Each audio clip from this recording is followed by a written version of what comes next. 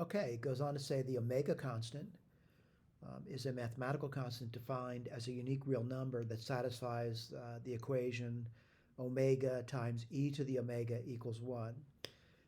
Furthermore, it goes on to say use Newton's method to determine an approximate value of omega. Right, just to outline what I've done over here, and I'll go to Sage in a moment. Just to make the notation easier, I let the omega symbol equal be assigned the letter x instead, because it just makes it easier for me to type it in. Once I do that, I solve the equation x e to the x equals 1 for 0. Relatively simple to do, just subtract 1 from both sides. And then I set that to be f of x, and we're looking for the roots of f of x. So what I do is take its derivative, and then I use Newton's method. The derivative is rather easy to do. I'm going to say Newton's method numerically is difficult. There's no doubt about it. So I want to go to Sage to do it. All right, and when I go to Sage, I'll go through the steps. And I'm using Sage on my computer, but you can, of course, do this online as well. All right, so let me reset first. And that kind of clears out any kind of like things that are laying around here. I'm going to set x to be a variable. This is a good thing in computer science to define your variables before you use them. I'm going to now define a function f of x, and that function is exactly what we said over here. So I'm assigning it to this. It's x times e to the x minus 1. And what I want to do now is I want to get a guess. And to get the guess, I'm going to just visually look at the problem. So I'm going to say plot f of x, and I want to see where that root is. All right, I'm hoping it's going to be kind of obvious where it is. Well, I'm seeing it. I'm seeing the root over here. And looking at it, it's between 0.5 and 0.6. So I'm going to say a good guess would be, I don't know, let me write this down. I'm going to say my first guess, x naught, I'm going to assign it the number 0.55. All right? Now I got to do Newton's method now. So I need to define a function that does Newton's method. I'm going to call it n of x. And what would that be? Let me get rid of my picture. I'm done with that.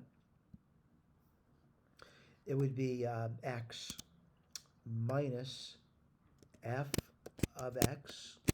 Remember, I've defined that prior. Divide by the derivative, diff, of the function f of x with respect to x.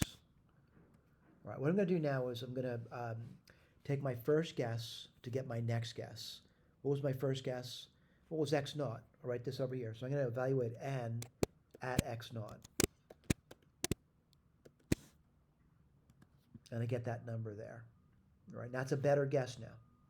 Now what I'm going to do is I'm going to keep repeating it, but I want to keep typing it in. So I'm just going to do n, and then I'm going to use this underscore notation.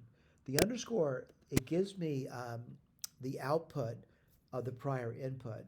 So this is actually a value in Newton's method at the number 0.567386974439024. Oh, it changed a little bit. I want to do the same exact thing. So I'm going to do n underscore.